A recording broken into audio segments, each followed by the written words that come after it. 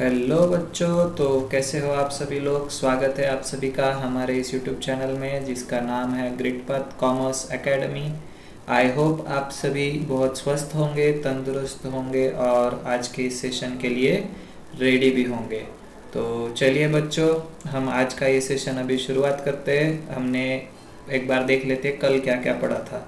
तो हमने कल देखा था theory part bills of exchange का, जिसके अंदर हमने एलिमेंट्स ऑफ स्पेसिमेन या फिर format of bills of exchange and promissory notes जो होते हैं वो हमने कवर किए थे, और साथ साथ जितने भी इलस्ट्रेशंस दिए गए बुक के अंदर वो इलस्ट्रेशंस हमने देखे थे हमारे इस लास्ट वाले सेशन के अंदर।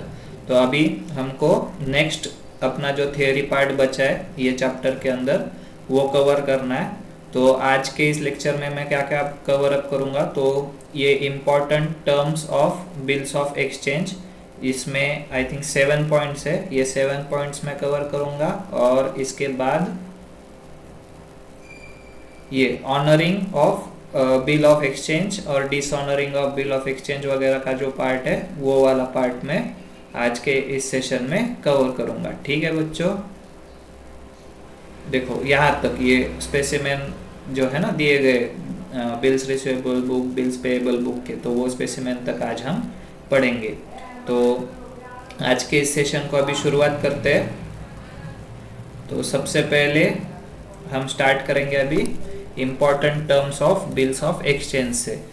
तो ठीक है बच्चों, अभी सबसे पहला पॉइंट हमको क्या दिया है, तो वो दिया है टर्म और टेन्योर ऑफ बिल, टर्म और टेन्योर ऑफ बिल।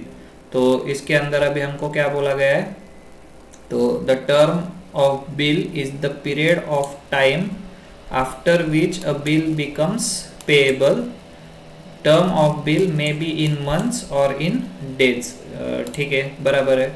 इसका मतलब क्या था यहाँ पर कि जो बिल बनता है ना वो बिल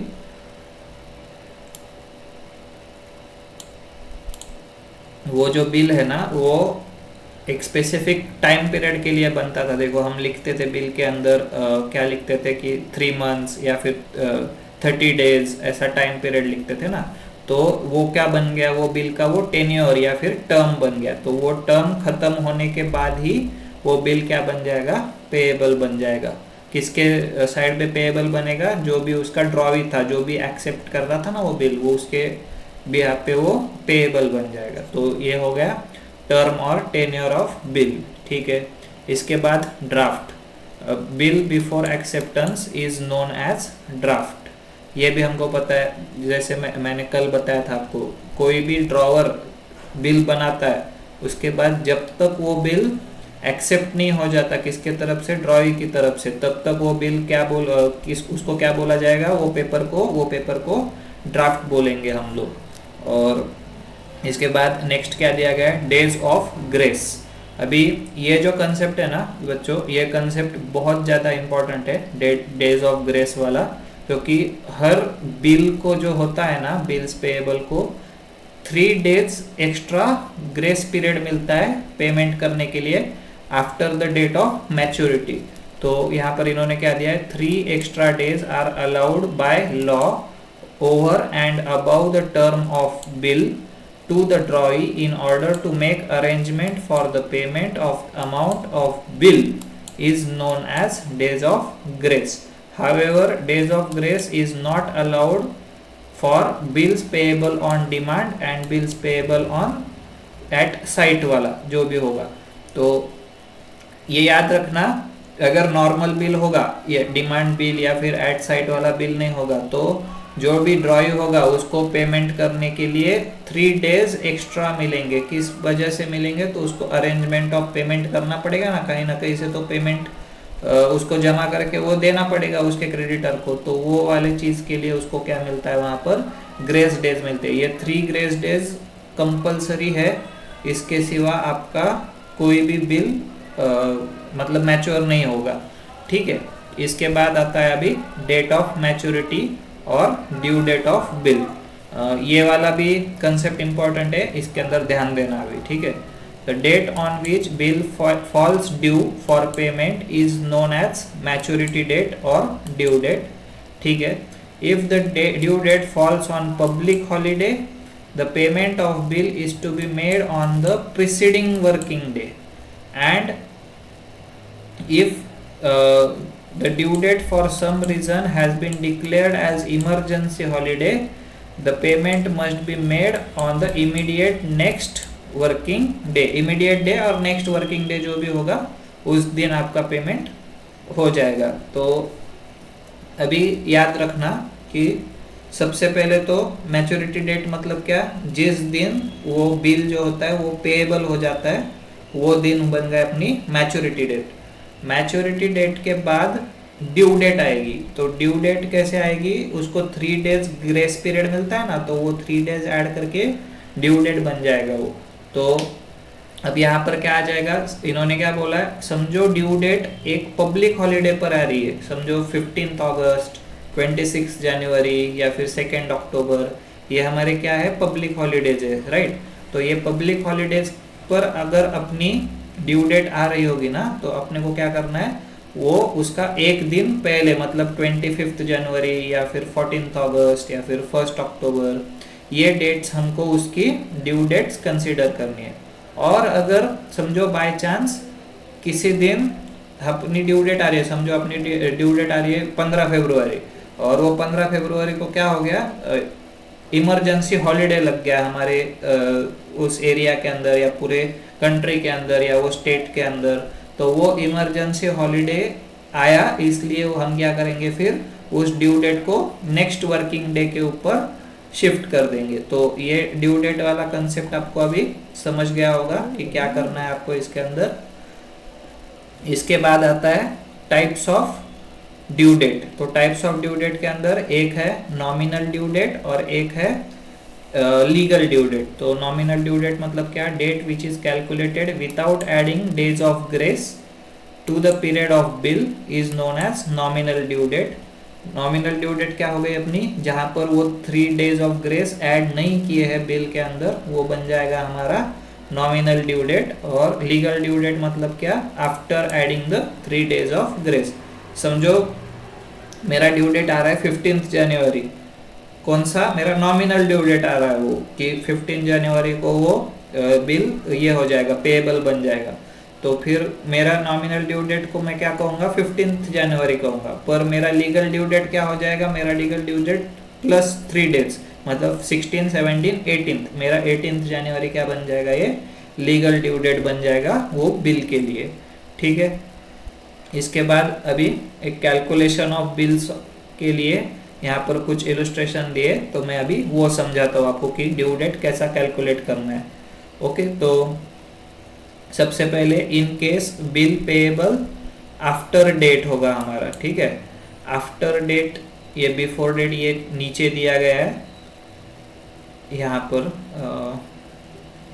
ये देखो ये जो है ना क्लासिफिकेशन, ये क्लासिफिकेशन के अंदर after date bill, after sight bill और आफ्टर मतलब डिमांड और एट साइट दो कौन सा हो सकता है वो वाला। तो पहले हमको ये जानना पड़ेगा, इसके बाद हम ऊपर ड्यू डेट्स जानेंगे, ठीक है। तो आफ्टर डेट बिल क्या होता है, after date bill is payable at a fixed period.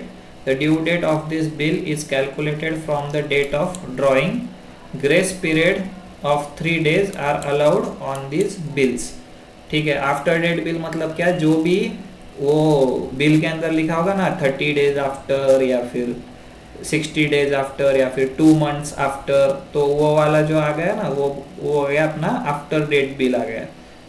तो उसके अंदर अपने को क्या है, ग्रेस पीरियड भी अलाउड है, और जिस दिन वो बिल बना है ना, समझो 10 फरवरी को वो बिल बना है, तो उसके बाद वो जो टर्म होगा वो चालू होगा बिल का, तो ये बन गया अपना आफ्टर डेट बिल। और आफ्टर साइट बिल के अंदर क्या है, the due date of this bill is calculated from the date of acceptance.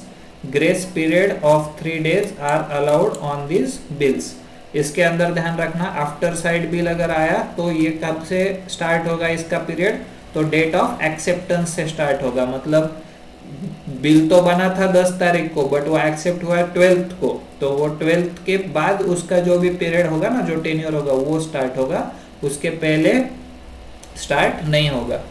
इसके बाद क्या आता है, बिल्स पेएबल और ऑन डिमांड और at sight, this bills are payable immediately on presentation to the drawee. The time period is not mentioned for these bills. Also grace days are not allowed for such bills. हमने demand bills देखे थे, देखो ऊपर, तो वो यही है कि भाई जो भी बिल होगा ना वो डायरेक्टली जो भी अपना ये होगा ड्रॉई, उसको डिमांड कर देंगे जा करके कि भाई हमको पैसे दे दे। इसके अंदर कुछ भी टाइम पीरियड नहीं होता है या फिर डेज ऑफ ग्रेस भी नहीं होता है। तो अभी हम देखते हैं कैलकुलेशन कैसे करने ड्यू डेट के। तो सबसे पहले हमारा कौन सा केस है यहाँ पर, आफ्टर डेट वाला केस है। तो आफ्टर डेट के अंदर हमको यहाँ पर क्या दिया गया है, देखो tenure of bill is given in months. अगर बिल का जो टेन्योर होगा वो मंथ्स में होगा तो हमको कैसे कैलकुलेट करना है। तो अ bill dated 12th June 2019 is payable after two months after date. Calculate the due date of the bill. अभी ये जो भी ईयर्स वगैरह दिए हैं बच्चों यहाँ पर 2019 2020 दिए रहेंगे इसमें। क्यों मैं आपको बताता हूँ, ये पूरे बुक के अंदर 1920 क्यों है।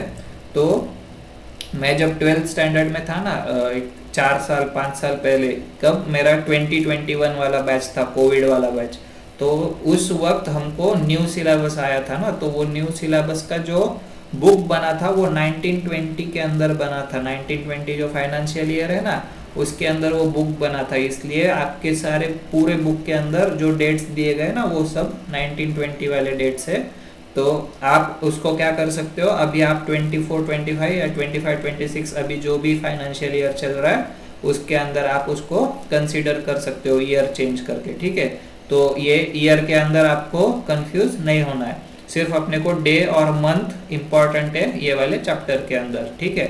और एक और इम्पॉर्टेंट है कि लीप ईयर अगर आ रहा होगा ना किसी साल में, तो वो लीप ईयर भी हमको कंसीडर करना पड़ता है वो days of calculation of days के लिए, ठीक है। तो यहाँ पर अभी हमको क्या दिया गया है, tenure of bill given in months के अंदर क्या दिया गया है, तो 12 जून 2019 को बिल बना था 12 जून 2019 और उसका मैच्योरिटी कब है, आफ्टर 2 मंथ्स।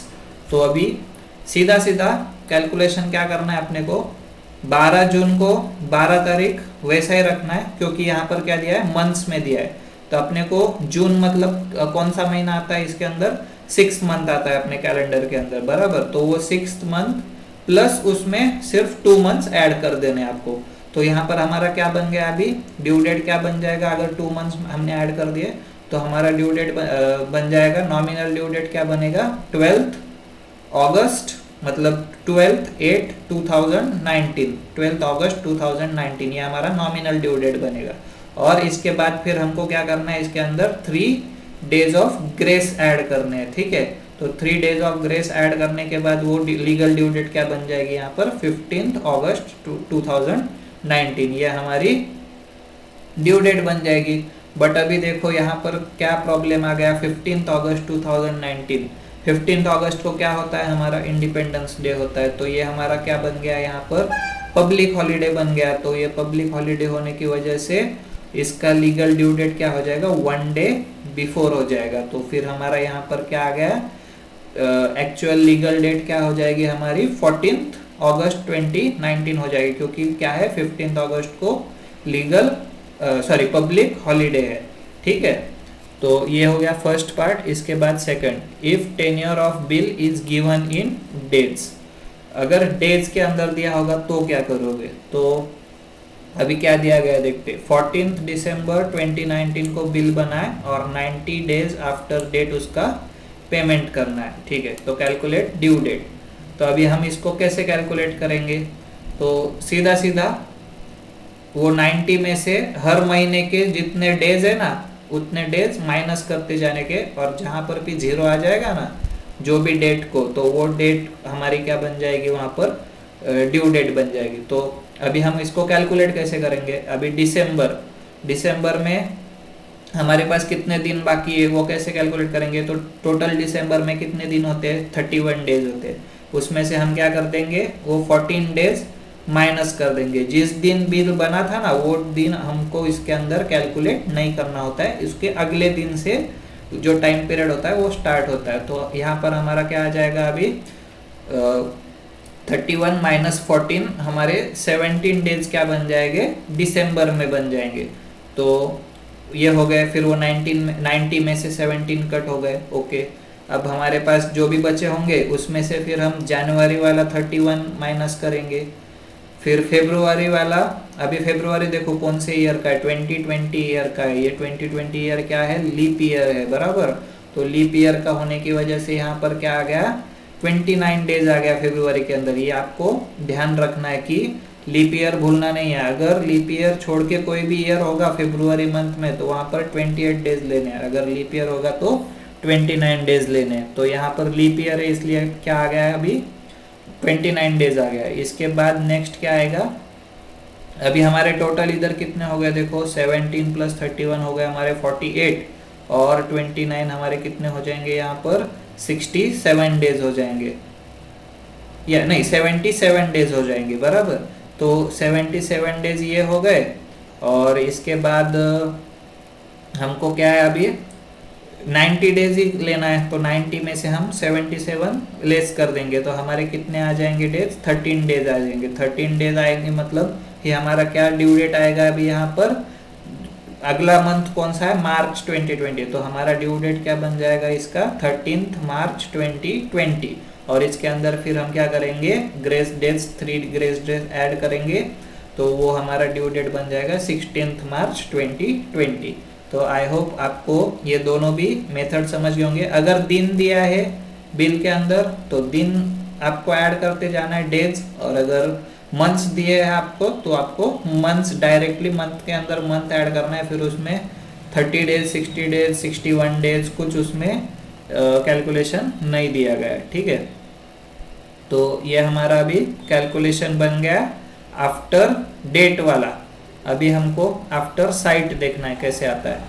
तो method of calculation of due date is same for after date and after sight bill. The only difference is that the bill is counted from the date of acceptance and not from the date of drawing in case of bills payable after site.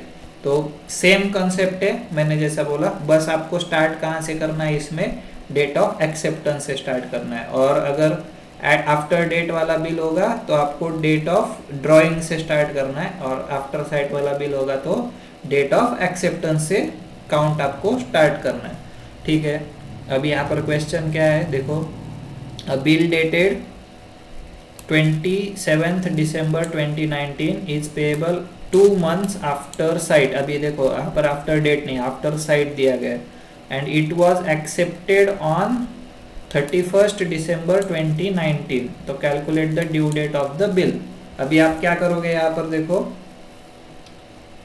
31st December 2019 से आप आपका calculation चालू करोगे। तो इसके बाद 2 months कहाँ पर ख़त्म होते हैं, जनवरी और फेब्रुआरी।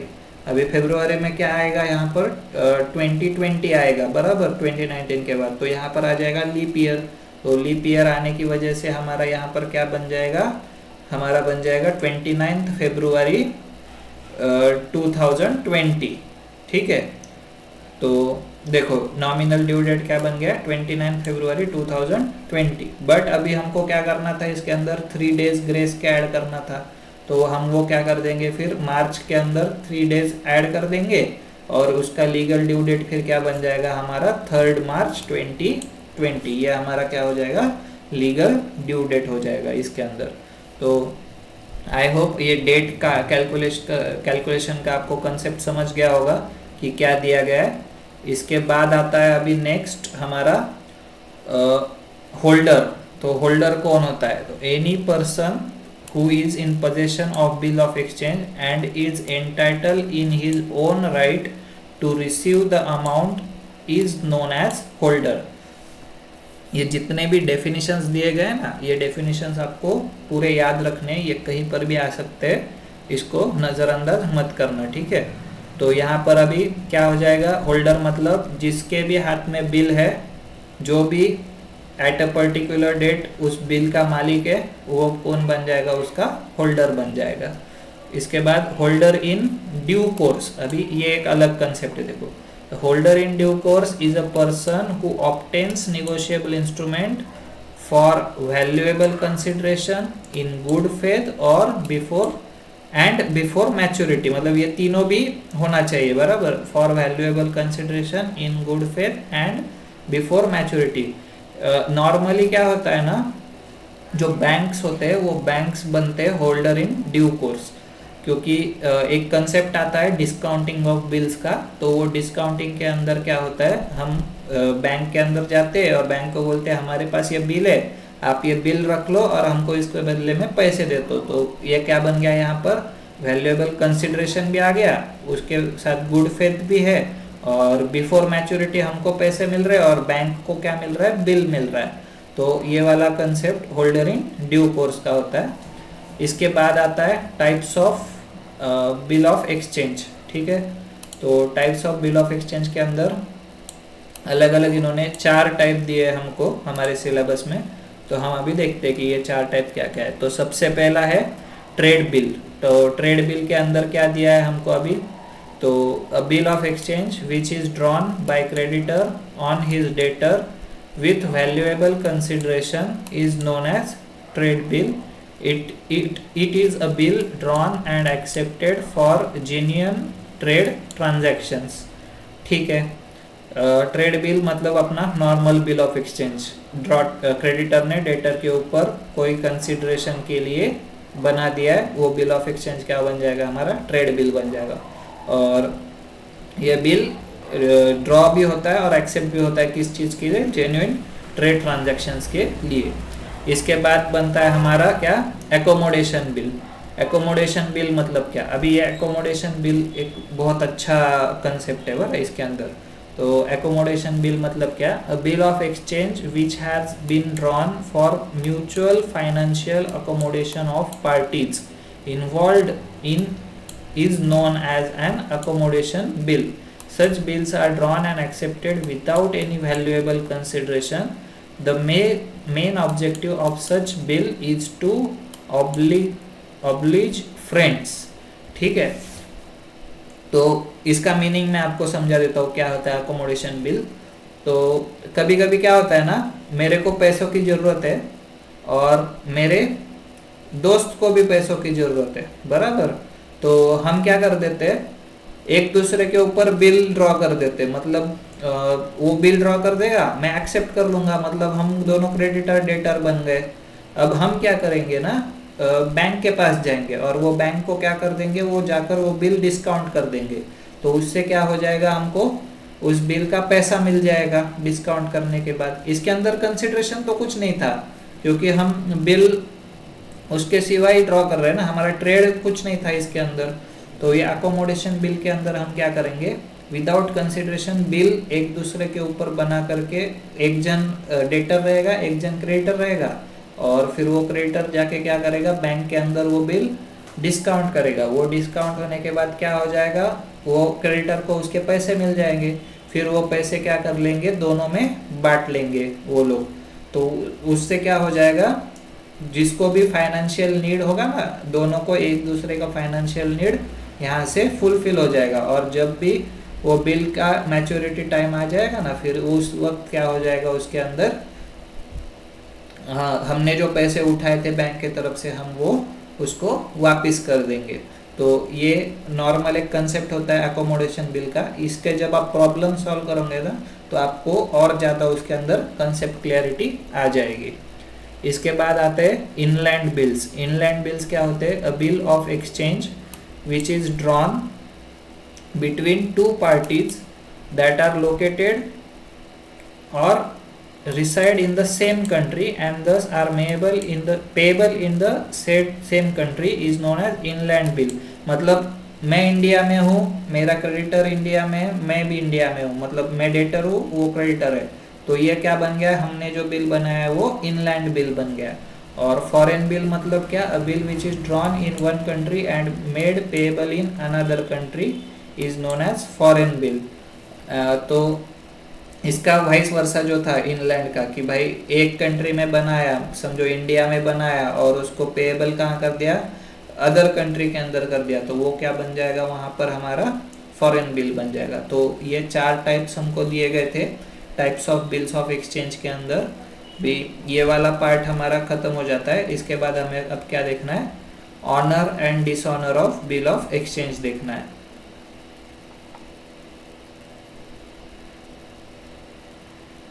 यस, तो honour and dishonour of bills of exchange में अब हम क्या देखेंगे, यहाँ पर सबसे पहले ऑनरिंग देखेंगे। तो ऑनर के अंदर क्या है, a bill of exchange drawn for certain period becomes due for payment on the due date if the acceptor or drawee pays the amount of the bill on the due date. It is known as honoring of bill. The bill must be presented by the holder or acceptor for payment on or before the bill must be presented by holder to the acceptor for payment on or before the due date. Failing to do so discharges the acceptor and every endorser of the bill from the liability to pay the amount of the bill. ठीक है, इसका मतलब क्या है, honouring मतलब क्या भाई, time पे वो पैसा वापस पे कर देना, इसका मतलब होता है ऑनरिंग ऑफ बिल। तो ये बन गया हमारा ऑनरिंग ऑफ बिल वाला कंसेप्ट, कि भाई जो भी ड्रॉई था उसने टाइम पे पेमेंट कर दिया, मतलब उसने बिल का सम्मान किया, उसने बिल का ऑनर किया, तो वो बिल क्या बन गया हमारा, honouring of bill of exchange हो गया। अभी डिसऑनरिंग ऑफ बिल ऑफ एक्सचेंज क्या होगा, बिल्कुल उसका उल्टा, उसने टाइम पे पेमेंट नहीं दिया, तो हमारा क्या हो जाएगा, अभी यहाँ पर डिसऑनरिंग ऑफ बिल क्या हो जाएगा, if the acceptor does not or is not able to pay the amount of bill to the holder of the bill, it is known as dishonor of bill. Okay, a dishonor may be in 2 ways. कौन कौन से, dishonour bye non acceptance और dishonour bye non payment. तो अगर non acceptance होगा तो वो तो वैसे भी ड्राफ्ट ही था, बराबर, जब तक एक्सेप्ट नहीं होता है तब तक वो बिल तो बनता नहीं है, तो ये भी डिसऑनर पहला क्या हो गया, बाय नॉन एक्सेप्टेंस हो गया। दूसरा क्या हो गया हमारा, डिसऑनर बाय नॉन पेमेंट। अब नॉन पेमेंट क्यों हो सकता है, एक तो वो बैंकरप्ट हो गया हो, या फिर उसका मतलब उसके पास उस वक्त पैसे नहीं हो, तो उस वक्त क्या वो बन जाएगा, वो बिल डिसऑनर हो जाएगा। तो ऐसे केस के अंदर क्या होगा, when the drawee makes default in payment on due date and on dishonour of bill, acceptor becomes liable to pay the amount along with legal expenses if incurred by the holder on account of the dishonor. इसका मतलब क्या है कि समझो अभी bill जो है वो तो डिसऑनर हो गया, जो ड्रॉई था उसने पेमेंट दिया नहीं, तो जो ड्रॉवर होता है ना, जो होल्डर ऑफ द बिल होता है ना, वो क्या करता है, वो जाता है अपने रजिस्ट्रार के पास।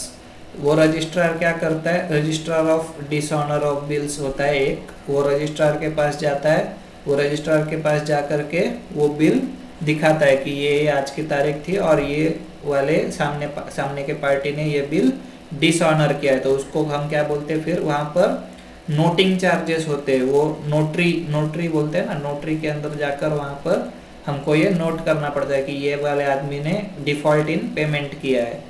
तो उसके लिए जो लीगल एक्सपेंस लगेगा ना वो क्रेडिटर को, वो ड्रॉवर को, तो वो भी हम किससे बाद में वसूल करेंगे, तो वो भी हम ड्रॉई से ही वसूल करेंगे। तो उस वजह से वो लीगल एक्सपेंसेस और जो भी बिल होता है वो फिर से रिवर्स हो जाता है, मतलब वो फिर से क्या, वो जो डेटर था वो फिर से डेटर बन जाता है। डेटर बिल्स पेएबल रिसीवेबल होने के बाद क्या होता है, डेटर का टैग निकल के वो बिल्स रिसीवेबल के अंदर जाता है, बट अभी यहाँ पर डिसऑनर हो रहा है, तो यहाँ पर क्या हो जाएगा, वो बिल्स रिसीवेबल कैंसिल हो जाएगा और फिर से वो जो पार्टी थी वो डेटर बन जाएगी, और विथ क्या बनेगी, लीगल एक्सपेंस जो भी हुआ होगा उसके साथ बनेगी। ठीक है, तो इसके बाद अभी नेक्स्ट वही है, नोटिंग ऑफ डिसऑनर दिया गया है। नोटिंग ऑफ डिसऑनर मतलब क्या, recording the fact of dishonour of bill of exchange to the notary public, जो भी मैंने कहा था रजिस्ट्रार जो होता है नोटरी पब्लिक का, उसके पास जाके आपको वो फैक्ट्स क्या करना पड़ता है, नोट करना पड़ता है डिसऑनर का। When the bill of exchange is dishonour, the holder can after giving the due notice of dishonour sue the drawee. जो भी ड्रॉवर होगा वो ड्रॉई के ऊपर लीगल केस कर सकता है। उसके बाद but before filing such suit, holder will require some authenticated proof that to be put up before the court that the bill is actually dishonoured. जब भी ड्रॉवर को केस करनी होगी ना, उसके पास एक ठोस सबूत होना चाहिए कि भाई मेरा बिल सच में डिसऑनर हुआ है। इसके बाद the holder takes the bill to the notary public who in turn makes a demand for acceptance of payment upon the drawee formally, and on his refusal to do so notes the same on the bill. Noting should be done within reasonable time after dishonor. तो ये याद रखना कि holder क्या करेगा, bill लेके जाएगा notary public के अंदर, वहाँ पर सारा फैक्ट जो होगा वो बताएगा और ये भी बताएगा कि इसका एक्सेप्टेंस नहीं हुआ है, मतलब इसका पेमेंट नहीं हुआ है, डिफ़ॉल्ट इन पेमेंट है। और उसके बाद क्या कर देगा, वो रजिस्ट्रार जो भी होगा वो उसको नोट कर लेगा। और ये जो भी हो रहा है ना प्रोसेस, ये process with in the specified time होना चाहिए आफ्टर द डिसऑनर। तो ये हो गया हमारा क्या, नोटिंग ऑफ डिसऑनर। इसके बाद क्या आता है हमारे पास, protesting.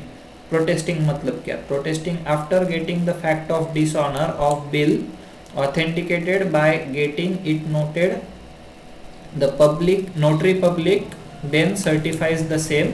This certificate is known as protest. The protest is the certificate which is formal in nature and attests the facts of dishonor of bill based on noting. जो भी हमने क्या किया इसके अंदर, हमारा बिल जो था वो फैक्ट उसको नोट किए ना जाके, तो वो नोट करने के बाद वो हमको क्या देगा, एक सर्टिफिकेट देगा कि भाई हमने तुम्हारी ये बात सुन ली है और ये हमने हमारे पास इसका रिकॉर्ड कर लिया। तो वो क्या बन जाएगा, एक प्रोटेस्ट बन जाएगा। तो इसको क्या बोलते हैं हम, प्रोटेस्टिंग बोलते हैं। इसके अंदर फैक्ट्स लिखे होते हैं कि वो डिसऑनर कैसा हुआ है। इसके बाद नोटरी पब्लिक क्या होता है, तो notary public is a legal practitioner और other public servant appointed by central और state government under section 3 of notaries act 1952। ठीक है, ये पब्लिक सर्वेंट है। He is interested with the power of attestation of foreign documents and of noting and protesting of dishonoured bills of exchange and promissory note. तो मैंने जैसे बताया था, notary public एक रजिस्ट्रार होता है, उसको क्या किया जाता है, उसका काम क्या है, बस जो भी डिसऑनर होगा या फिर अटेस्टेशन ऑफ फॉरेन डॉक्यूमेंट्स होगा उसके ऊपर साइन करते जाओ, प्रोटेस्टिंग का सर्टिफिकेट देते जाओ और नोटिंग करते जाओ, बस यही काम है उसका। इसके बाद आता है नोटिंग चार्जेस। नोटिंग चार्जेस मतलब क्या आएगा, the holder of bill has to get the fact of dishonour noted by the notary public. Noting of bill is done by recording the fact of dishonor, date of dishonor and reasons of dishonor. For this the notary public charges fees which is known as noting charges.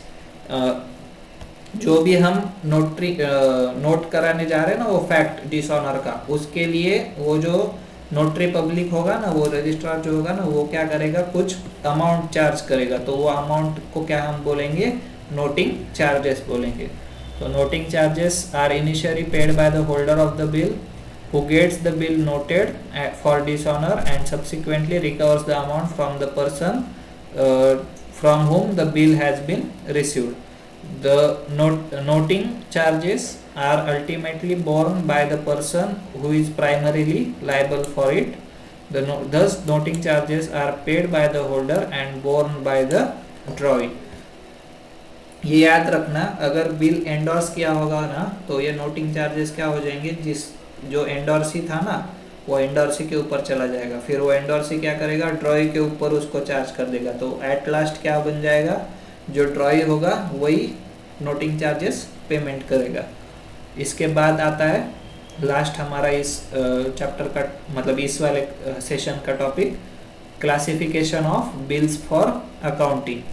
तो इसके अंदर क्या किया जाता है, हम books of accounts के अंदर हमारे दो बुक्स रखते हैं। जैसे आपने 11th स्टैंडर्ड में देखा होगा कि कैश बुक होता है, परचेस बुक होता है, सेल्स बुक होता है, बराबर। तो वैसे ही इसके भी दो बुक्स बनते हैं। कौन से? Bills receivable book and bills payable book. तो ये बुक क्या है वो देखते हैं हम, और इसके फॉर्मेट भी दिए गए, ठीक है। तो bills receivable, a bill of exchange is treated as bills receivable by the person who draws the bill. The bills receivable is an asset for the drawer. And bills payable क्या है? A bill of exchange treated as bills payable by the person who accepts the bill drawn on him, and bill payable is a liability for drawing.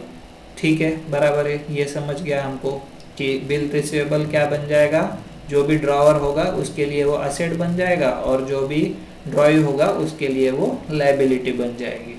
और इसके अभी specimen दिए गए।